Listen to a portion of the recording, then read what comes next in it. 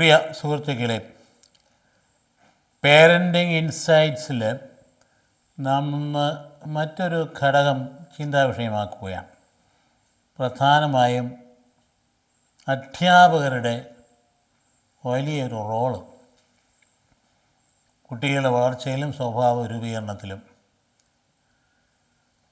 എന്തുമാത്രം social media ഏതെല്ലാം തരത്തിൽ നല്ലതും ചീത്തയുമായ കാര്യങ്ങൾ നമ്മുടെ കുഞ്ഞുങ്ങളുടെ മനസ്സിൽ കയറ്റിയാലും അധ്യാപകരുടെ റോളിന് വലിയ മങ്ങലുണ്ട് എന്ന് കരുതുന്നില്ല.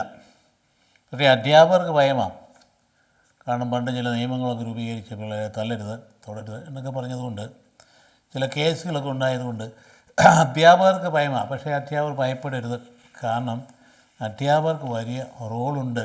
അധ്യാപകർക്ക് മാത്രമല്ല, സ്പിരിച്വൽ ഡയറക്ടേഴ്സ്. ഞാൻ ഒരു അനുഭവ കഥ പറയട്ടെ. തിരുവനന്തപുരം ലൂർദ് മാറ എഞ്ചിനീയറിംഗ് കോളേജിൻ്റെ ചെയർമാനായിരുന്ന കാലഘട്ടത്തിൽ എൻ്റെ ഒരു പൊതു പരിപാടി എഞ്ചിനീയറിംഗ് കോളേജ് ചെന്നാൽ ആദ്യമേ ഹെഡ് ഓഫ് ദ ഡിപ്പാർട്ട്മെൻറ്റ്സിനെ വിളിക്കും. അവരുമായിട്ട് പൊതു സാഹചര്യം മനസ്സിലാക്കിയിട്ട് പിന്നെ ഓരോ ഹെഡിനെയും വ്യക്തിപരമായിട്ട് വിളിച്ചിട്ട് അവിടെ സ്റ്റുഡൻസ് എത്രയുണ്ട് അതൊക്കെ അന്വേഷിച്ചിട്ട് അവിടെ ഞാൻ പറയും, ഞാൻ അടുത്ത പ്രാവശ്യം വരുമ്പോൾ സപ്ലി ഉള്ള വിദ്യാർത്ഥികളെ മാറ്റി നിർത്തിയിട്ട് എനിക്ക് അവരെ പേഴ്സണലായിട്ട് കാണണമെന്ന് പറയുമായിരുന്നു. അത് കഴിഞ്ഞിട്ട് ഓരോ ഗ്രൂപ്പിനെയും കുട്ടികളെ ഒന്നിച്ച് വിളിച്ച് സംസാരിച്ച് അത് പൊതുവിലൊരു മോട്ടിവേഷൻ ടോക്കും കൊടുത്താണ് കോളേജിൻ്റെ സന്ദർശനം അവസാനിപ്പിക്കുക. എനിക്കുണ്ടായ ഒരു അനുഭവം ഇതാണ്. ഞാൻ പറഞ്ഞതുപോലെ സപ്ലി ഉള്ള ആളുകളെ മാറ്റി നിർത്തി ഒരു കുട്ടി എൻ്റെ അടുത്ത് വരുമ്പോൾ, വിദ്യാർത്ഥി 18 സപ്ലൈ ഉണ്ട്, സെക്കൻഡ് ഇയർ കഴിഞ്ഞേ ഉള്ളൂ. ഞാൻ അടുത്ത് വിളിച്ചിരുന്നു, മോനെ എന്നെ പറ്റിയിടാ എന്നൊക്കെ ചോദിച്ചിട്ട് വീട്ടുകാര്യങ്ങൾ അന്വേഷിച്ചു. വീട്ടിലാരൊക്കെയുണ്ട്? അച്ചാച്ചൻ നേരത്തെ മരിച്ചു, അമ്മച്ചിയുണ്ട്, പിന്നെ 2 സഹോദരങ്ങളുമുണ്ട്. പിന്നെ നിന്നെ ആരാ ഫൈനാൻസ് ചെയ്യുന്നത്? അമ്മച്ചിക്ക് തയ്യലുണ്ട്. ആഹാ, തയ്യലിൽ നിന്ന് കിട്ടുന്ന പണം കൊണ്ടാണോ എഞ്ചിനീയറിംഗ് കോളേജിൻ്റെ അതുകൊണ്ടാണ്. എൻ്റെ പൊന്നു മോനെ, നീ എങ്ങനെയാ? എൻ്റെ ഹൃദയത്തിൽ നിന്നും പതിഞ്ഞത്, അപ്പൻ്റെ സ്നേഹം അനുഭവിക്കാത്ത ഒരു കൊച്ചൻ സ്വാഭാവികമായിട്ടും അവനൊരു സെൽഫ് കൺട്രോൾ ഇല്ലാണ്ട് പോകും. കുട്ടികൾ വളരുമ്പോൾ അമ്മയുടെ അപ്പൻ്റെയും സ്വാധീനം ഒരുപോലെ വരേണ്ടതാണ്. ഡിസിപ്ലിൻ വേണമെന്നുണ്ടെങ്കിൽ അപ്പൻ വേണം. എൻ്റെ മനസ്സ് പറഞ്ഞത് ഇല്ല, അതിൻ്റെ അഭാവമാണല്ലോ കൊച്ചിൽ കാണുന്നത്. നല്ല കുട്ടിയാണ്, കണ്ടാലും മിടുക്കനാണ്. ഞാൻ ചേർത്ത് നിർത്തിയിട്ട് പറഞ്ഞു, നീ വിഷമിക്കണ്ട, എടാ ഈ തയ്യൽ കൊണ്ട് നിന്നെ പോയിട്ടുള്ള അമ്മച്ചിക്ക് കുറച്ച് പ്രായമാകുമ്പോൾ നീ അല്ലേ ഉള്ള ആശ്രയം, മറ്റു 2 പെൺപിള്ളേരല്ലേ, അപ്പോൾ നീ ഇങ്ങനെ പോയാൽ ശരിയാവില്ല. അതുകൊണ്ട് എൻ്റെ മുന്നിനൊരു കാര്യം ചെയ്യണം, 18 സപ്ലിയ ഞാൻ അടുത്ത ആഴ്ച വരുമ്പം തീർച്ചയായിട്ടും ഒരു സപ്ലൈ കംപ്ലീറ്റ് ചെയ്തിരിക്കണം, എഴുതി പാസ്സായിരിക്കണമെന്ന്. അവനത് സന്തോഷം ഞാൻ ചെയ്യാച്ചാന്ന് ഇങ്ങനെ പറഞ്ഞു. അവൻ്റെ മുഖത്ത് നോക്കിയപ്പോൾ ഒരു പോസിറ്റീവ് ലുക്ക് എനിക്ക് അനുഭവപ്പെട്ടു. ഞാൻ തൃപ്തനായി. പിറ്റേ ആഴ്ച ചെന്നപ്പോൾ അവനെ വിളിച്ചപ്പം പറയാം, 1 അല്ല 2 സപ്ലി പൂർത്തിയാക്കിയിരിക്കും, വിജയിച്ചിരിക്കും. ഞാൻ പറഞ്ഞ 3rd ഇയറാണ്, പ്രവേശിക്കാൻ പോകുന്നു. 3rd ഇയറിലേക്ക് എത്തി. 4th ഇയറിലേക്ക് വന്നു കഴിഞ്ഞാൽ അധികം സമയമില്ല. ഇതിൻ്റെ ബാക്കി 16 കൊണ്ട് കംപ്ലീറ്റ് ചെയ്തിരിക്കണം. ചുരുക്കി പറഞ്ഞാൽ ഒരു 4-5 മാസം കൊണ്ട് കംപ്ലീറ്റ് ഈ 16 വിഷയങ്ങളും എഴുതി പാസ്സായി. ബുദ്ധിയില്ലാഞ്ഞിട്ടല്ലല്ലോ. അപ്പോൾ അവിടെ വന്ന് സംഭവിച്ചതെന്നാണ്, അവനെ ഒന്ന് മോട്ടിവേറ്റ് ചെയ്യാനും സ്നേഹമസ്തമായൊരു അനുകമ്പയോടുകൂടി അവനോട് സംസാരിക്കാനും ആളില്ലാണ്ട് പോയി. ഇപ്പോൾ ഉണ്ട്. അത് കഴിഞ്ഞ് അടുത്ത ഘട്ടത്തിലേക്ക് മിടുക്കനായിട്ട് പഠിച്ചിട്ട് നല്ല സൂപ്പറായിട്ട് പാസ്സായി, ക്യാമ്പസ് സെലക്ഷനിലായി, ഇപ്പം നല്ല ഉദ്യോഗത്തിലായി. ഇതുപോലെ ഈ വിദ്യാർത്ഥികളുടെ ജീവിതത്തിൽ ആരെങ്കിലും ഇടപെടണം. ആ ഏറ്റവും പ്രധാനപ്പെട്ട ആ റോൾ അധ്യാപകർക്കാണ്. മടിച്ച് മാറി നിൽക്കാൻ പാടില്ലെന്ന കാര്യം വളരെ ഗൗരവമായ രീതിയിൽ ഞാൻ നിങ്ങളെ ഓർമ്മിപ്പിക്കുകയാണ്. ഞാൻ കൊച്ചിനോട് പറയണം, നീ വിചാരിച്ചാൽ നടക്കും. നീ വിചാരിച്ചാൽ നടക്കാനുള്ള കാര്യമേ ഉള്ളൂ. കാരണം നീ SLCക്ക് എത്ര മാർക്ക് വാങ്ങി? 500 മാർക്ക് വാങ്ങിയില്ലേ? +2 എത്ര മാർക്ക് വാങ്ങിച്ചു? എല്ലാം കഴിഞ്ഞില്ലേ? A+ പാസ്സായതല്ലേ? പിന്നെ ഇവിടെ വന്ന് 18 വിഷയത്തിന് തോറ്റുപോയത്. അപ്പോൾ ബുദ്ധിയില്ലാഞ്ഞിട്ടല്ലല്ലോ. അതുകൊണ്ട് ഞാൻ നിന്നെ സഹായിക്കാം, ഞാൻ വരുമ്പോൾ സഹായിക്കാം. അങ്ങനെ ആ ഒരു മോട്ടിവേഷൻ കൊടുത്തതോടുകൂടി കൊച്ചൻ രക്ഷപ്പെട്ടു. അതുകൊണ്ട് നമ്മൾ മനസ്സിലാക്കേണ്ട ഒരു പ്രധാനപ്പെട്ട കാര്യം, വിദ്യാർത്ഥികൾക്ക് അറിവ് നൽകിയാൽ മാത്രം പോരാ, അതിനുള്ള വഴികൾ നമുക്ക് കാണിച്ചാൽ മാത്രം പോരാ. അവർക്ക് ഉത്തരവാദിത്തങ്ങൾ അത് ഏറ്റെടുത്ത് അത് ഗൗരവമായി നിർവഹിക്കാനുള്ള മെൻ്റൽ പവർ കൂടി കൊടുക്കാൻ കഴിയണം. അതെവിടെ നിന്നാണ് കിട്ടുന്നത്? അത് മറ്റ് വ്യക്തികളുടെ വാക്കുകളിൽ നിന്ന്, നിയമസനമായ സമീപനങ്ങളിൽ നിന്നാണ് കിട്ടുന്ന കാര്യം. അപ്പോൾ അതുകൊണ്ട് കുട്ടികളെയൊക്കെ നയിക്കുന്നത് പേരൻസ് മാത്രം പോരാ, അധ്യാപകർക്ക് വലിയ റോളുണ്ട് എന്ന കാര്യം. ഈ അധ്യാപക ഒരു വിളിയാണതെന്നുള്ള ബോധ്യം, അത് ദൈവത്തിൻ്റെ വിളിയാണ്. കയ്യിലെത്തുന്ന കുട്ടികളെ നല്ല നിലയിലേക്ക് തിരിച്ചുവിടാൻ ദൈവത്തിൻ്റെ വിളിയാണ് എന്ന ബോധ്യം അധ്യാപകർക്കുണ്ടായാൽ ആ ഒരു വലിയ കാര്യമാണ്. ശമ്പളത്തിന് വേണ്ടി മാത്രം അധ്വാനിക്കുന്നവരാകാൻ പാടില്ല അധ്യാപകർ. ഗുരുക്കന്മാരാണ്. ശമ്പളം വേണം, അത് നമ്മുടെ കുടുംബത്തിന് വേണ്ടിയിട്ട്. പക്ഷേ അതിനേക്കാൾ ഉപരിയായിട്ട് എത്രയോ അധ്യാപകരുണ്ടായിരുന്നു പണ്ട് കാലഘട്ടത്തിൽ, ഇപ്പോഴും ഉണ്ട്. അങ്ങനെ ജീവിതത്തിൻ്റെ അർപ്പണ ബുദ്ധിയോടുകൂടി തങ്ങളെ കിട്ടിയ കുട്ടികളെ നല്ല നിലയിലാക്കിയിട്ട് നല്ല നിലയിൽ കാണുമ്പോൾ അതിൽ സന്തോഷിക്കുന്ന, അഭിമാനിക്കുന്ന അധ്യാപകരല്ലേ ഇപ്പോൾ കൂടുതലുള്ളത്. ഞാൻ പഠിപ്പിച്ച വിദ്യാർത്ഥിയാണത്, ആ ഉന്നത സ്ഥാനത്തിരിക്കുന്നവരെ, അല്ലെങ്കിൽ IAS വാങ്ങിച്ചെന്നറിയാൻ, അല്ലെങ്കിൽ അതുപോലെ ഉന്നതമായ എഞ്ചിനീയറായെന്ന് പറയാൻ ഒക്കെ അഭിമാനത്തോടുകൂടി പറയുന്ന എത്ര അധ്യാപകരെ കണ്ടിട്ടുണ്ട്. അങ്ങനെയാണെങ്കിൽ നമ്മൾ കൈകാര്യം ചെയ്യുന്ന അവസരത്തിൽ മുൻവിധിയോടുകൂടി കുട്ടികളെ കാണാൻ പാടില്ല. എക്സ്റ്റേണലായിട്ടുള്ള പ്രകടിപ്പിക്കേണ്ട പിമ്പ് മറ്റൊരു ബോധതലം കാണും, നമുക്കറിയാൻ പാടില്ല. ഞാൻ പറഞ്ഞ ഈ കുട്ടി അവന് തീർച്ചയായിട്ടും ഉഴപ്പിയിട്ടാണ് 18 തോറ്റുപോയത്. പക്ഷേ എൻ്റെ കാരണം എന്താ?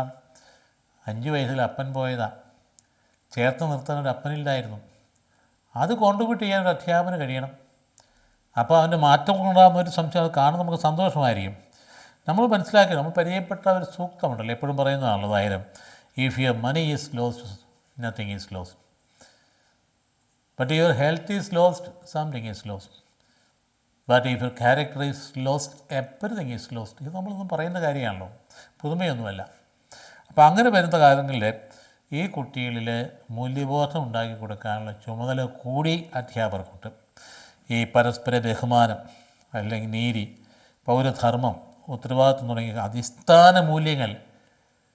വാസ്തവത്തിൽ സങ്കടം തോന്നിപ്പോൾ ടി വിയിലിരുന്നുകൊണ്ട് ഉന്നതസ്ഥാനീയരായ ചില ആളുകളെക്കുറിച്ചൊക്കെ ചില യൂട്യൂബർമാർ പറയും. ഇപ്പോൾ തൊട്ടടുത്ത ദിനത്തിൽ ഓർക്കായിരുന്നു, ഒരു വലിയ മേലധ്യക്ഷന് നേഴ്സിംഗ് സമരത്തോട് ബന്ധപ്പെട്ട അദ്ദേഹത്തെക്കുറിച്ച് എന്തെല്ലാം പറഞ്ഞു. എൻ്റെ സഹപാഠിയാണ്, അടുത്തടുത്ത മുറിയിലിരുന്ന് പഠിച്ചയാളാണ്, നല്ല ഇൻറ്റഗ്രിറ്റിയുള്ള ആളാണ്, അർപ്പണബോധത്തോട് തന്നെ ഏൽപ്പിച്ച് ജോലി ചെയ്യുന്നയാളാണ് ഒക്കെ പറഞ്ഞപ്പോൾ ഞാൻ പറയുമ്പോൾ മനസ്സിലായി ആരാണ്.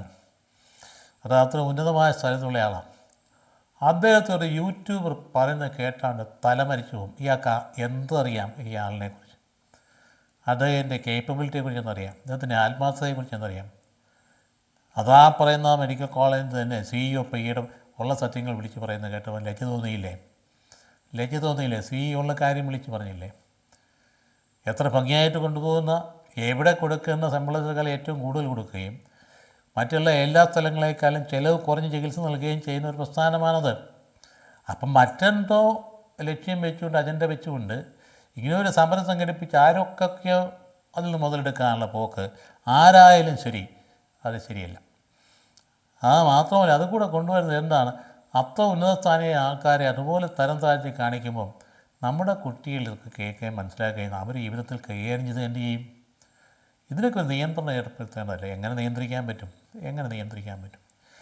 ഗുരുഭക്തി എന്നൊക്കെ പറയുന്നത് നമ്മുടെ ജീവിതത്തിൻ്റെ പ്രധാന മൂല്യമായിരുന്നു. അതൊക്കെ നഷ്ടപ്പെടുത്തി കളയാനായിട്ട് ഇടയാവരുത് എന്നുള്ള കാര്യം മാത്രം ഈ അവസരത്തിൽ ഓർമ്മിപ്പിക്കുക. അതുകൊണ്ട് അധ്യാപകർ സ്വന്തം ജീവിതത്തിൽ അവരുടെ ജീവിതത്തിലൂടെ വേണം കൊണ്ടുവരാൻ വേണ്ടി, അല്ലാതെ അവർ ഏതെങ്കിലും തരത്തിലുള്ള ഉപദേശങ്ങളിലൂടെയോ അവരേതെങ്കിലും നിർബന്ധങ്ങളിലൂടെയോ ഒന്നും അല്ല ഇത് കൊണ്ടുവരേണ്ടത്. അവരുടെ ജീവിതത്തിലൂടെ അവരെങ്ങനെയാണ് ജീവിതത്തെ സമീപിക്കുന്നത് എന്ന് നിരീക്ഷണ പാഠമുള്ള കുട്ടികൾ കണ്ടുകൊണ്ടിരിക്കും. തന്നിൽ ചില കാര്യങ്ങളൊക്കെ നമുക്ക് കുട്ടികൾക്ക് വിദ്യാർത്ഥികൾ പ്രവർത്തിപ്പിക്കാൻ പറ്റില്ല. ധാരാളം വഴികളുണ്ടല്ലോ ഇന്നത്തെ കാലഘട്ടങ്ങളിൽ. അതായത് ആക്റ്റീവാക്കി എടുക്കാനായിട്ട് ഒരു യൂണിവേഴ്സിറ്റി സ്റ്റുഡൻസ് ആണ്. അപ്പം നമ്മുടെ ഒന്നാമതെ തന്നെ നമുക്ക് മുൻവിധി ഉണ്ടാകാൻ പാടില്ല. മുൻവിധിയോടുകൂടി പെരുമാറിയില്ലേ നിതിൻ രാജിൻ്റെ കേസ് വന്നത്? അതുകൊണ്ടല്ലേ. എവിടെ ചെന്ന് അവസാനിക്കും? എത്രയോ ചെറുപ്പക്കാർ, ഞാൻ ഒരാൾ മരിച്ചു പോയി എന്നുള്ളത് മാത്രമൊന്നുമല്ല, ആ ഒരു അധ്യാപകരുടെ എത്രയോ വിദ്യാർത്ഥിയുടെ ജീവിതത്തിലാണ് തകർച്ച ഉണ്ടായിരിക്കും. ആ മനുഷ്യൻ എന്ത് ചിന്തിച്ച ജീവിതത്തിൽ എന്ത് മൂല്യം വെച്ചുകൊണ്ടായിരിക്കും? ഭയങ്കര വർഗീയതയും വിഭാഗീയതയും. ദൈവത്തിൻ്റെ മക്കളല്ലേ എല്ലാവരും. അധ്യാപകർ അങ്ങനെ കാണേണ്ടതാണ്. അധ്യാപകരെ നല്ല അധ്യാപകർ അങ്ങനെയാണ്. അവർക്കുള്ള മക്കളെ, സ്റ്റുഡൻസിനെ സ്വന്തം മക്കളെപ്പോലെ കാണുന്ന അധ്യാപകർ ധാരാളം. സ്വന്തം മക്കളെക്കാൾ അധികമായിട്ട് സ്നേഹിച്ച് വളർത്തുന്ന അധ്യാപകരുണ്ട്. അതായത് നമ്മുടെ ഏറ്റവും വലിയ ഭാഗ്യം ഉണ്ടായിരുന്നു കഴിഞ്ഞ തലമുറയിൽ. ഈ തലമുറ ഉണ്ടാകട്ടെ എന്ന് ആശംസിക്കുക. അപ്പം നന്മ തിന്മ ഇത് രണ്ടും നിന്നുള്ള ഭയങ്കരമായ ഒരു സംഘർഷം മനുഷ്യർക്ക് നടക്കുമ്പോൾ നന്മയെ ഉത്തേജിപ്പിച്ചെടുക്കുക എന്നുള്ളതാണ് അധ്യാപകൻ്റെ ചുമതല. അപ്പോൾ എല്ലാവരും ഒരുപോലെ ആയിരിക്കണമെന്നില്ലല്ലോ. അപ്പോൾ അതുകൊണ്ട് ഓരോ വ്യക്തിയുടെയും ജീവിത സാഹചര്യങ്ങൾ 2-3 ഘടകങ്ങളാണ് വ്യക്തിത്വം രൂപീകരിക്കുന്നത്. നമ്മൾ പഠിച്ചിട്ടുണ്ടല്ലോ. ഒന്നാമത് അവൻ്റെ ജീവിതത്തിൻ്റെ പാരമ്പര്യമാണ്. പാരമ്പര്യത്തിനനുസരിച്ച് തിന്മയുണ്ടെങ്കിൽ അത് കുട്ടിക്ക് പകർന്നിരിക്കും. അതുപോലെ അവൻ ജീവിക്കുന്ന സാഹചര്യം രണ്ടാമത്തേതാണ്. ഇത് രണ്ടും കഴിഞ്ഞാണ് നൽകപ്പെടുന്ന വിദ്യാഭ്യാസം എന്ന് പറയുന്നത്. അപ്പോൾ അധ്യാപകർ ഇത് മനസ്സിലാക്കിയിരിക്കേണ്ട ഏറ്റവും പ്രധാനപ്പെട്ട കാര്യമാണ്. അതായത് പോസിറ്റീവ് മനോഭാവത്തോടു കൂടി ഈ ഏതൊരു വിദ്യാർത്ഥിയെയും സമീപിക്കാൻ നമുക്ക് കഴിയണം. അല്ലെങ്കിൽ വെറുതെ അവനെ നോക്കിയിട്ട് നിൻ്റെ കുഴപ്പമില്ല, എൻ്റെ അപ്പൻ്റെ കുഴപ്പം എന്നൊക്കെ പറയാനായിട്ട് ഇടയാവരുത്. പോസിറ്റീവ് മനോഭാവത്തോടെ. എന്നാൽ നമ്മൾ ജനിച്ച് വന്നിരിക്കുന്നത് നമ്മൾ മാതാപിതാക്കളിൽ വന്നതല്ലേ. അവരാരും ഉണ്ണിയാന്മാരും ഉണ്ണിയതൊന്നുമല്ലായിരുന്നു. നമുക്ക് കിട്ടിയതിനകത്ത് നന്മയുണ്ട്, അതിൻ്റെ അകത്ത് കുറവുകളുമുണ്ട്. ചിലത് കൂടുതൽ കാണും, ചില കൂടുതൽ നന്മ കാണും, ചില കൂടുതൽ കുറവുകൾ കാണും. അത് മനസ്സിലാക്കിക്കൊണ്ട് അവരെ കൂടുതൽ നന്മയിലേക്ക് കൊണ്ടുവരാനായിട്ട് ശിക്ഷ കൊണ്ടൊന്നും നേടാൻ പോകുന്നില്ല. പ്രശംസ കൊണ്ടും പ്രോത്സാഹനം കൊണ്ടും മാത്രമേ നേടാൻ പറ്റൂ എന്ന കാര്യം നമ്മൾ മറന്നു പോകരുത്. അതുകൊണ്ട് നമ്മളൊരു കൈത്താങ്ങായി നമ്മളെ നിരീക്ഷിക്കുന്ന കുട്ടികളുടെ മുമ്പിൽ ഒരു കൈത്താങ്ങാൻ നിൽക്കണമെങ്കിൽ അവരെ കണ്ടെത്താൻ ശ്രമിക്കണം. അവരുടെ മനോഭാവങ്ങൾ എവിടെയാണ് വീഴ്ച വന്നത്. വ്യക്തിപരമായി പ്രത്യേകിച്ച് ആൺകുട്ടികളെ വ്യക്തിപരമായിട്ട് എടുത്തു കഴിഞ്ഞാൽ അവർ വ്യത്യാസമുണ്ട് പെൺകുട്ടികളും ആൺകുട്ടികളും തമ്മിൽ. വ്യക്തിപരമായിട്ട് എടുത്തു കഴിഞ്ഞാൽ ശുദ്ധ പാവങ്ങളും നിഷ്കളങ്കരുമായി നമുക്കറിയാൻ പറ്റും. ഞാൻ സമീപിച്ചിട്ടുള്ളതെല്ലാം അങ്ങനെ തന്നെയാണ്. അവിടേക്ക് നമ്മുടെ നന്മ ചെന്ന് കഴിയുമ്പോൾ അവൻ പിടിച്ച് ഉണരും, പിടിച്ച് കയറും, ഒരു സംശയവുമില്ല. അതുകൊണ്ട് ഈ ധാരാളം നമുക്ക് ഈ അക്കാഡമിക്കായിട്ടുള്ള കാര്യങ്ങൾ മാത്രമല്ലല്ലോ, കളികൾ പ്രോത്സാഹിപ്പിക്കണം. എല്ലാ കുട്ടികളെയും കളികളിലൂടെയാണ് വാസ്തവത്തിൽ അവരുടെ കഴിവുകളെ പുറത്തു വരിക. അതുപോലെ ക്ലാസ് റൂമിലെ വിഷയങ്ങൾ പുറത്തു വരുന്നത് കളികളിലൂടെയാണ്. ഓരോരുത്തരുടെയും സ്വഭാവ സവിശേഷതകളും തിരിച്ചു വരിക. നന്നായിട്ട് ടീം വർക്കോടുകൂടി കളിക്കുന്നയാൾ ക്യാരക്ടറും അങ്ങനെ തന്നെയായിരിക്കും. പാവനത്തിലുള്ള ചിന്ത അധ്യാപകരുണ്ടാകേണ്ടതാണ്. ഒരു മനുഷ്യൻ്റെയും ബുദ്ധിയും അത് ഏകപക്ഷീയമൊന്നുമല്ല. നമുക്കിടെ ഇൻ്റലിജൻസിന് വ്യത്യസ്തമായ ഡയമെൻഷൻസ് ഉണ്ട്. തിയററ്റിക്കൽ ഇൻ്റലിജൻസിന് കേമമായിട്ട് നിൽക്കുന്ന ആൾക്കാർ എല്ലാ വിഷയങ്ങൾക്കും ഫസ്റ്റ് റാങ്കിൽ പാസ്സായതിന് വരും. അതേസമയത്ത് പല കാര്യങ്ങളും ഫസ്റ്റ് റാങ്കിൽ പാസ്സായിട്ടും കമ്പ്യൂട്ടർ എഞ്ചിനീയറിംഗ് ഫസ്റ്റ് റാങ്കിൽ പാസ്സായി, IAS ഫസ്റ്റ് റാങ്കിൽ പാസ്സായി, ഒക്കെ പാസ്സായിട്ട് പ്രാക്ടിക്കലായിട്ട് ഒരു നിയമനം വന്നു കഴിഞ്ഞപ്പം ഇരുന്നിടത്തെല്ലാം പ്രശ്നക്കാരനായി മാറി. എന്നാ കാരണം? തിയററ്റിക്കൽ ഇൻ്റലിജൻസ് മാത്രമേ ഉള്ളൂ, പ്രാക്ടിക്കൽ ഇൻ്റലിജൻസ് ഇല്ലാണ്ട് പോയി. അപ്പോൾ ഇൻ്റലിജൻസ് പറയാം, അവൻ ബുദ്ധിമാനാണെന്ന് പറയുമ്പോൾ ഏത് തരത്തിലാണ് എന്ന കാര്യം ഓർക്കണം. വ്യത്യസ്തമായ കഴിവുകളാണ് കുട്ടികൾ നമുക്ക് നൽകപ്പെട്ടിരിക്കും. ചില ആളുകൾക്ക് മ്യൂസിക്കൽ ടാലൻ്റ് ആയിരിക്കും. അത് വളരെ പ്രധാനപ്പെട്ട ഒരു കാര്യമല്ലേ. അപ്പോൾ മ്യൂസിക്കൽ ടാലൻ്റുള്ള ആളിന് മാത്തമാറ്റിക്സിൽ സ്പെഷ്യലൈസ് ചെയ്യാൻ പറഞ്ഞാൽ ചിലപ്പോൾ പറ്റിയില്ല എന്ന് വരും. അല്ലെങ്കിൽ ലോജിക്കൽ താല്പര്യം, അവനെ ആ പുള്ളിയെ സംബന്ധിച്ച് ചിലപ്പോൾ യുക്തി അങ്ങനെയുള്ള കാര്യങ്ങളൊക്കെ താല്പര്യം, അവർ മ്യൂസിക്കിനോട് ചിലപ്പോൾ താല്പര്യമില്ലെന്ന് വരും. വ്യത്യസ്തമായിട്ടുള്ള ടാലൻറ്റുകളല്ലേ. അപ്പോൾ അതുകൊണ്ട് ചിലർക്ക് വിഷ്വൽസ്, അതുകൊണ്ടല്ല ഇങ്ങനെയുള്ള കമ്മ്യൂണിക്കേഷൻ മീഡിയയിലൊക്കെ ആളുകൾ കൂടുതൽ കയറി പോകുന്നത്. അങ്ങനെയുള്ള സ്പേഷ്യൽ ദൃശ്യപരമായ കാര്യങ്ങളിലൊക്കെ കഴിവുകൾ കണ്ടെത്തി വളർത്തിയെടുക്കുക എന്നുള്ളതും. മറ്റുള്ള ചില ആൾക്കാർ പെട്ടെന്ന് ഇൻറ്ററാക്ഷന് കഴിവുള്ള ആളാണ്. പെട്ടെന്ന് ഒരു ക്ലാസ്സിൽ വന്നു കഴിഞ്ഞാൽ 2 ദിവസം കൊണ്ട് എല്ലാവരും കൂട്ടായി, എല്ലാവരും സ്നേഹമായി, എല്ലാവരുടെ പേരും പിടിച്ച് ഇങ്ങനെയുള്ള ആളുകൾ രാഷ്ട്രീയത്തിലേക്ക് കടന്നു വരണം. സോഷ്യൽ ഇൻറ്ററാക്ഷൻ ഉള്ളവരാണ് രാഷ്ട്രീയത്തിലേക്ക് കടന്നു വരേണ്ടത്. അപ്പോൾ ആളുകൾ ഒന്നിപ്പിച്ച് നിർത്താൻ പറ്റുന്നത് അങ്ങനെയാണ്. ആ കൂടെ ശരിയായ മൂല്യബോധം കൂടി ഉണ്ടെങ്കിൽ നല്ല നേതാക്കന്മാർ നമുക്ക് ആവശ്യമല്ലേ. ആലോചിച്ച് നോക്കി, അത് എവിടെ നിന്നാണ് ട്രെയിൻ ചെയ്ത് രൂപപ്പെട്ട് വരുന്നത്? രാഷ്ട്രീയം കളിച്ചിട്ടൊന്നും മാത്രം ഉണ്ടാകുമെന്ന് കരുതേണ്ടതില്ല. അത് വ്യക്തികൾ ഇൻറ്ററാക്ഷനിലൂടെ അധ്യാപകരെ പൊക്കിയെടുക്കേണ്ടതായിട്ട് വരും. അതുപോലെ ചില ആളുകൾ അങ്ങനെ പൊക്കിയെടുത്ത കാര്യം ചില നേതാക്കൾ തന്നെ പറഞ്ഞിട്ടുണ്ട്, അവരുടെ പ്രിൻസിപ്പൽ അച്ഛൻ കാരണമാണ് ഞാൻ ഇത്രയും വളരാനായിട്ട് ഇടയായി എന്നുള്ളത്. അപ്പോൾ അതെല്ലാവരും അതൊരു മാനദണ്ഡമായിട്ട് എടുക്കേണ്ട. നല്ല നേതാക്കന്മാർ രാജ്യത്തിന് വേണ്ടേ. നല്ല നേതാക്കന്മാർ ഉണ്ടാകുന്നത് നമുക്കെന്തൊരു സന്തോഷമാണ്, അവരെ കാണുന്നതിന് സന്തോഷമാണ്, അവർ നടപടിക്രമങ്ങൾ ഫോളോ ചെയ്യുന്നത് സന്തോഷമാണ്. അതുകൊണ്ട് അവർക്ക് മാനുഷികമായിട്ട് ബലഹീനത ഉണ്ടായെങ്കിൽ നമ്മളത് പൊറുക്കും, ആത്മാർത്ഥത ഉണ്ടെങ്കിൽ. അതുകൊണ്ട് ചില ആൾക്കാർക്ക് തന്നെ, ചിലർക്ക് ഭയങ്കരമായ സെൽഫ് കോൺഫിഡൻറ്റ് കാണും, ചിലർക്കത് കാണില്ല, ഭയമായിരിക്കും. അതെവിടെ മാറ്റിയെടുക്കുന്നത്? അത് ഈ സ്കൂൾ തലത്തിൽ, കോളേജ് തലത്തിൽ വരണ്ടേ? അതിനുവേണ്ടി എന്തെല്ലാം വേദികളുണ്ട്. ആ വേദികളൊക്കെ വിട്ടുമാറി നിൽക്കുന്നവരെ അധ്യാപകർ കണ്ടെത്തിക്കൊണ്ട് അവരെ പ്രോത്സാഹിപ്പിച്ച് മുൻപന്തി കൊണ്ടുവന്നു കഴിഞ്ഞാൽ സെൽഫ് കോൺഫിഡൻസ് വളരില്ലേ? നിങ്ങൾ പഠിച്ച എഞ്ചിനീയറിംഗ് വലിയ ഡിഗ്രി എല്ലാം പാസ്സായി കഴിഞ്ഞിട്ട് ആ 10 മനുഷ്യരെ ഫേസ് ചെയ്യാൻ കഴിവില്ലാമെന്നെങ്കിലോ സ്റ്റേജ് ഫ്രൈറ്റ് അല്ലെങ്കിൽ ഏതെങ്കിലും തരത്തിലുള്ള സഭാകമ്പം എന്തെങ്കിലും ഭയപ്പെട്ട് ഇങ്ങനെ ജീവിക്കുന്ന സാഹചര്യം ഉണ്ടെങ്കിൽ അത് വീട്ടിൽ നിന്ന് കിട്ടിയതായിരിക്കാം. അത് മാറ്റിയെടുക്കാനുള്ള വേദിയില്ല ഈ വിദ്യാഭ്യാസ രംഗം എന്ന് പറയുന്നത്. പ്രകൃതിയോട് ഭയങ്കര സ്നേഹമുള്ള ആൾക്കാർ കാണും. അങ്ങനെ ആൾക്കാർ അതിലൂടെ വളർത്തിയെടുക്കാനായിട്ട് കഴിയണം. അവരൊക്കെയാണ് വാസ്തവത്തിൽ ഈ പ്രകൃതിയുള്ള സയൻറ്റിഫിക്കായിട്ടുള്ള ഗ്രോത്തിൽ വളർന്നു വരേണ്ടത്. അപ്പം അങ്ങനെയുണ്ടല്ലോ നമ്മൾ. അപ്പോൾ സമൂഹത്തിൽ ധാരാളമായിട്ട് എക്സ്ട്രാ കരിക്കുലർ ആക്ടിവിറ്റീസ് ഇല്ലാത്ത സ്ഥാപനങ്ങളില്ലല്ലോ. അപ്പോൾ അവിടെ വിട്ടു നിൽക്കുന്ന ആൾക്കാരെ അധ്യാപകർ നോട്ട് ചെയ്യണം. എക്സ്ട്രാ കരിക്കുലർ ആക്ടിവിറ്റീസിലൂടെയാണ് യഥാർത്ഥ വ്യക്തിത്വം പുറത്തു വരുന്നത്. ഞാനീ പറഞ്ഞ ആദ്യത്തെ വ്യക്തി മറ്റെല്ലാ കാര്യങ്ങളും എടുക്കാനായിരുന്നു. സ്കൂൾ മാഗസിൻ എഡിറ്റ് ചെയ്യാൻ അദ്ദേഹത്തെ ഏർപ്പെടുത്തിക്കൊണ്ട്, അപ്പം കഴിവുമല്ലോ ഉണ്ടോ സ്കൂൾ മാഗസിൻ്റെ എഡിറ്ററായിട്ട് അതിൻ്റെ പുറകെ അങ്ങ് നടന്നോളും. പക്ഷേ പരീക്ഷയിൽ 10-15 തോറ്റും പോയി. അതിനകത്ത് ഉന്മേഷം കൊടുത്തു കഴിയുമ്പോൾ തിരിച്ചടിക്കും. അപ്പം അതുകൊണ്ട് മനുഷ്യനിലുള്ള പ്രത്യേകിച്ച് വിദ്യാർത്ഥികളുടെ കഴിവുകളെന്ന് പറയുന്നത് കണ്ടെത്താൻ നാം വളരെ കൃത്യമായിട്ട്, അതുകൊണ്ട് ഈ പറയുന്ന ഈ സോഷ്യൽ ആക്ഷനിന് വേണ്ടി അത്രയും താല്പര്യപ്പെടും. അങ്ങനെയുള്ള ധാരാളം മനുഷ്യരുണ്ടല്ലോ. ഈയിടെ കണ്ടില്ലേ ഒരു പ്രത്യേകിച്ച് വണ്ടി അപകടത്തിൽപ്പെട്ട ലേഡി, അവർ വളരെ അവളുടെ വസ്ത്രം മാറിക്കണം, ഉടനെ തന്നെ ഒരു ചെറുപ്പക്കാരൻ ഓടി തന്നെ വസ്ത്രം ഊരി അവളെ നഗ്നത മറിച്ചിട്ട് നേരെ അവൻ്റെ വണ്ടിയെ കയറ്റി ആശുപത്രിയിൽ കൊണ്ട കാര്യം നമ്മൾ വായിച്ചതാണല്ലോ. അവനതല്ലേ ചെയ്തത് ആദ്യം? അല്ല മറ്റേ ആൾക്ക് പോലെ ഫോട്ടോ എടുക്കാനിരിക്കുകയല്ലായിരുന്നല്ലേ? ആയിരുന്നു. ഇങ്ങനെയുള്ള ആളുടെ ഫോട്ടോ എടുത്ത് കാണുക്കൽ രമിക്കുന്ന ആൾക്കാർ കാണും. അതല്ലല്ലോ ചെയ്ത്. അതാണ് നന്മയുള്ള മനുഷ്യർ സമൂഹത്തിലുണ്ട് ധാരാളമായിട്ട്. അതുകൊണ്ട് ഇങ്ങനെയുള്ള കാര്യങ്ങളിലൊക്കെ അധ്യാപകർ സമൂഹത്തിൻ്റെ വ്യക്തികളെ ശില്പികളാണ് എന്ന കാര്യം ഓർക്കും. വെറും വിവരം കൈമാറുന്ന ആളുകൾ മാത്രമൊന്നുമില്ല, ശില്പികൾ. ഈ AI കൂടുതലായിട്ട് കടന്നു വരുമ്പോൾ ഓർത്തോണം, AI ഒക്കെ കടന്നു വരും, പക്ഷേ ഹൃദയത്തിൻ്റെ വികാസം AIയിലൂടെ നടക്കില്ല. ഹൃദയത്തിൻ്റെ വികാസം വ്യക്തിബന്ധങ്ങളുടെ, സ്നേഹ സംഭാഷണങ്ങളുടെ, അടുത്ത അനുഭവ ബന്ധങ്ങളുടെ മാത്രമേ നടക്കുകയുള്ളൂ. അപ്പം അതുകൊണ്ട് ഞാൻ ഈ വാക്ക് അവസാനിപ്പിക്കുകയാണ്. അധ്യാപകർക്കുള്ള റോള് ഒട്ടും തന്നെ കുറഞ്ഞു പോയിട്ടില്ല, നഷ്ടപ്പെട്ടു. ഏത് പ്രായത്തിലും ആവശ്യമാണ്. ഉന്നത തലങ്ങളിലൊക്കെ വിദ്യാഭ്യാസം നടത്തിയിട്ടുള്ള ആളുകളാണ് നമ്മളിൽ പലരും. വലിയ ഉന്നത സർവകലാശാലയിലൊക്കെ വർക്ക് ചെയ്തിട്ടുള്ളൂ. നമ്മൾ അവിടെയൊക്കെ ചെല്ലുമ്പോൾ എങ്ങനെയാണ് വാസ്തവത്തിൽ നമ്മുടെ പ്രൊഫസേഴ്സിൻ്റെ അടുത്ത് എന്ത് വിനയാന്യതരായി നിന്നതിൻ്റെ ഫലമായിട്ടാണ് നമുക്ക് അവിടെ നിന്ന് ആർജിച്ചെടുക്കാൻ കഴിഞ്ഞത്.